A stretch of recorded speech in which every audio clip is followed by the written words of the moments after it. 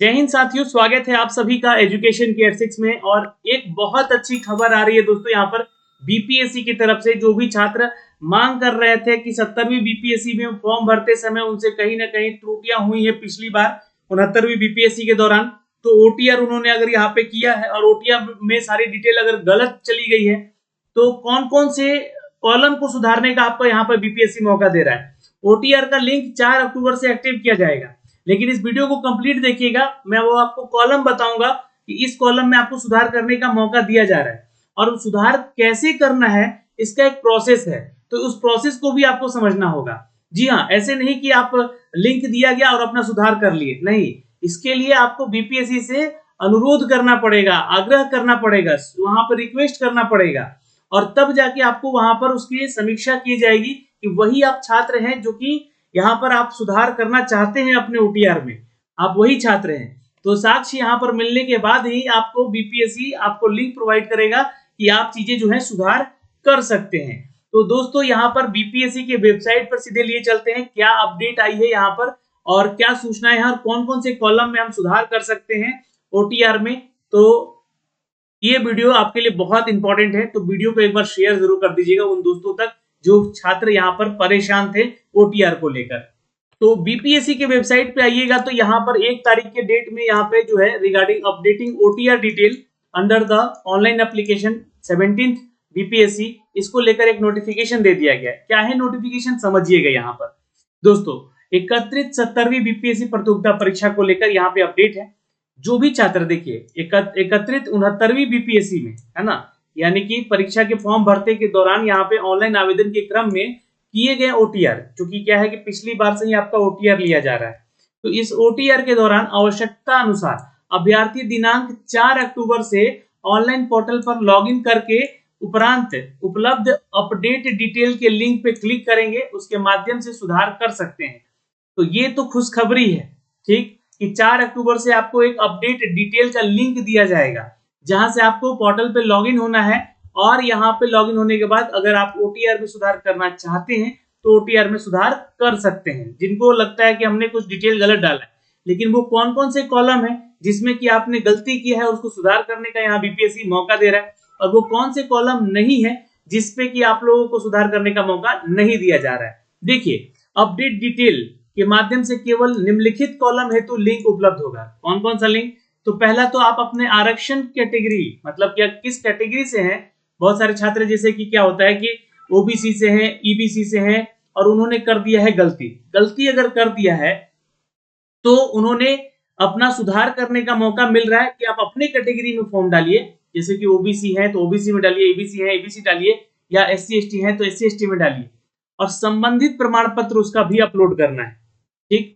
अब बहुत सारे छात्र यहाँ पे सवाल यही पूछेंगे कि सर हमारे पास पुराना डॉक्यूमेंट है ओबीसी का या एबीसी का, तो वो अपलोड कर दें। तो जब था आपके पास तो पिछली बार क्यों नहीं अपडेट की?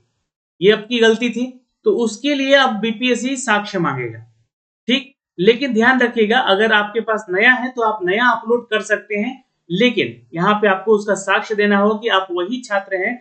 जैसे कि आपको यहाँ पर मेल करना होगा अपना सारा डॉक्यूमेंट्स भी इनको, तो आगे बताऊंगा मैं। तो पत्राचार का पता, ये दूसरा कॉलम है जहां पे आप सुधार कर सकते हैं अपना एड्रेस, ठीक है, अपना एड्रेस सुधार कर सकते हैं। तीसरा चीज है कि बिहार सरकार के सेवक संबंधी विवरण, यानी कि आप बिहार सरकार में कार्यरत हैं, यानी कि सर्विस में हैं और आप बीपीएससी एग्जाम फिर दे रहे हैं, तो उससे संबंधित प्रमाण पत्र यानी कि एनओसी आपको देना होगा यहाँ पर, ठीक। तो एनओसी आपने नहीं दिया है, जैसे कि बहुत लोग क्या होता है कि सरकारी सेवक हैं, उन्होंने एग्जाम दे दिया, अब एग्जाम दे दिया पर एनओसी उन्होंने जमा नहीं किया, तो ये गलती हुई थी उनसे, तो चलिए इस गलती का सुधार करने का आपको अवसर दिया गया है। चौथा और पांचवा कॉलम बहुत इंपॉर्टेंट है, क्योंकि इंपॉर्टेंट इसलिए है क्योंकि यहाँ पे बहुत लोग अपना मोबाइल नंबर खो चुके रहते हैं, गलत हो चुका रहता है, गलत डाल दिए हो, किसी और का डाल दिए हैं, पापा मम्मी का डाल दिए हैं, भाई बहन का डाल दिए हैं। तो इस स्थिति में आपको मोबाइल नंबर अब अपना डालना है, ये ध्यान रखिएगा। और दूसरी चीज की ईमेल आईडी वैसा रखना है जो कि इसका पासवर्ड आपको हमेशा याद रहे। तो ये 2 काम बिल्कुल याद से कीजिएगा। अब देखिए यहाँ पर इससे संबंधित एक नोट दिया गया है। ये नोट क्या है कि निम्नलिखित कॉलम में संबंधित सूचनाएं अपडेट करने के लिए, है ना, परीक्षा नियंत्रक यानी कौन है? हमारे बीपीएससी चेयरपर्सन है, जहां पे इनका परीक्षा नियंत्रक जो भी है बीपीएससी के, अभ्यर्थी के द्वारा साक्ष्य के सहित पत्राचार, मतलब कि आपको प्रूफ देना होगा। अभ्यर्थी अपडेट करने के लिए परीक्षा नियंत्रक से अभ्यर्थी के द्वारा साक्ष्य सहित पत्राचार करना होगा, जो कि आपको ईमेल एड्रेस ये दिया गया है। इस ईमेल एड्रेस पे आपको मेल करना होगा। मेल के माध्यम से अनुरोध करना होगा, यानी कि रिक्वेस्ट करना होगा आपको। साक्ष्य की समीक्षा के उपरांत ही अपडेट करने के बिंदु पर विचार किया जाएगा। अब ये नोट क्यों दिया गया है? क्योंकि आपको सीधा सीधी भी यहाँ पे आपको दिया जा सकता था ना कि आप लोग जो है ये कॉलम में सुधार कर लीजिए, आपको लिंक देके, लेकिन आपको मेल क्यों करना है? देखिए कारण इसलिए है क्योंकि मान लीजिए कि आपकी जगह पे आपका कोई सगा संबंधी, दोस्त बदमाशी करने के चक्कर में आप लोग का क्या करेगा कि आपके नाम से ही ये मेल कर देगा, है ना, ये मेल कर दिया और अपना चेंज करवा लिया, या फिर आपने सॉरी यहाँ पे सारा डिटेल जो आपका लेके वो चेंज कर दिया। तो मेल करते समय आपको अपना आधार कार्ड वगैरह डिटेल वगैरह जो भी आप अपलोड करना चाहते हैं उसके बारे में लिखिए और आप ही वो छात्र हैं वो मेल कीजिए, ताकि उनके पास प्रूफ रह सके कि हाँ जो छात्र है वही छात्र ने मेल किया था। उसके बाद ही हम लोगों ने उनके अनुरोध पे उनको यहाँ पर डिटेल जो है अपडेट करने के लिए लिंक दिया है। तो साक्ष्य की समीक्षा करने के बाद ही अपडेट करने के बिंदु पर विचार किया जाएगा आपको, ठीक है। तो ये जानकारी हुई पहली यहाँ से। अब देखिए साक्ष्य की समीक्षा के बाद, यानी कि जो भी आपका साक्ष्य प्रूफ हो जाता है यहाँ पे जो भी आप देते हैं, निम्नलिखित कॉलम में भी आप अपडेट कर सकते हैं, जैसे कि, है ना, जैसे कि आप अगर स्वतंत्रता सेनानी की नाती पोते हैं उनसे संबंधित प्रमाण पत्र भी आप अपलोड कर सकते हैं, जो कि अगर नहीं किया होगा पिछली बार तो। दिव्यांगता से संबंधित प्रमाण पत्र या दिव्यांगता में किस कैटेगरी में आप आते हैं उसको भी आप चेंज कर सकेंगे। तीसरा, उम्र सीमा में छूट अगर मिला है आपको, एक सर्विसमैन है या फिर उस सेवा संबंधित अद्यतन सूचना जो है उसके प्रमाण पत्र, जैसे कि मान लीजिए कि एक सर्विसमैन में है आप, है ना, तो आपका पीपीओ नंबर नहीं डाले होंगे पिछली बार, तो इस बार वो डाल के अपडेट कर लीजिएगा। तो ये सूचना है, ये भी आप अपडेट कर सकते हैं। और सबसे इंपॉर्टेंट कि आधार नंबर जो है, यहाँ पे बहुत लोग गलती कर दिए थे, वो सुधार कर सकते हैं। तो आधार नंबर भी यहाँ से, चूंकि इसी से फिच होके सब कुछ डिटेल आ जा रहा है आपका, तो इसमें सुधार करना होगा तो जल्द अच्छे से कीजिएगा और इसको अपडेट किया जा सकता है। तो ये कॉलम में आप जो है अपडेट करेंगे कब? जब आपको यहाँ पर ईमेल करना होगा और आपको ईमेल करने के साक्ष्य समीक्षा के उपरांत आपको अपडेट करने के बिंदु पर विचार किया जाएगा, ठीक है। तो ये भी आपको आसान नहीं है प्रोसेस, बस हाँ ये बातें हैं कि यहाँ पे ओटीआर में गलतियां हुई थी छात्रों से, उसको सुधार करने का मौका दिया जा रहा है, लेकिन प्रोसेस आसान नहीं है, इस बात का ध्यान रखिएगा। तो आपको ईमेल करना होगा, इस ईमेल आईडी को नोट कर लीजिएगा, इस पीडीएफ को भी डाउनलोड करके अपने पास रख लीजिएगा और यहाँ पे अपडेट करने के बिंदु पर विचार किया जाएगा, तभी जब आपका साक्ष्य सही होगा। और अगर आप सही है तो आप इन सभी चीजों में भी सुधार कर सकते हैं अगर संबंधित है तो। अब यहाँ पे देखिए क्या नहीं सुधार करने का आपको मौका मिलेगा।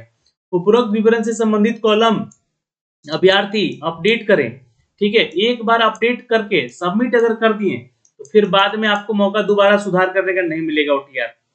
इसलिए बहुत ही सोच समझ के आपको यहाँ पे करना होगा। आपको मौका अगर दिया गया तो आप अपना अपडेट सोच समझ के अपडेट कीजिएगा, जो डिटेल होगा वो सही सही डाल दीजिएगा, ताकि 71वीं में अगर आप बैठते हैं एग्जाम में तो उस समय आपको फिर ओटीआर को सुधार करने के लिए जरूरत ना पड़े, ठीक है। अब नाम के अलावा, अब इन सब के अलावा क्या नहीं सुधार करने का मौका मिलेगा ओटीआर में? तो नाम, पिता का नाम, आपका जेंडर, आपका जन्म तिथि, न्यूनतम शैक्षणिक योग्यता, यानी कि आप यहाँ पे ग्रेजुएशन होने चाहिए, उसका अगर डिटेल नहीं डाला है आपने तो वो भी आपको यहाँ पे सुधार करने का मौका नहीं मिलेगा। योग्यता यानी कि जो आपका क्वालिफिकेशन है, स्थायी पता से संबंधित कॉलम, इसको अपडेट या एडिट नहीं किया जा सकता है। तो ये अगर ओटीआर में आपने गलत कर दिया है तो इसको सुधार करने का कोई चांस ही नहीं बनता है। तो ये जानकारी यहाँ से दी गई है दोस्तों।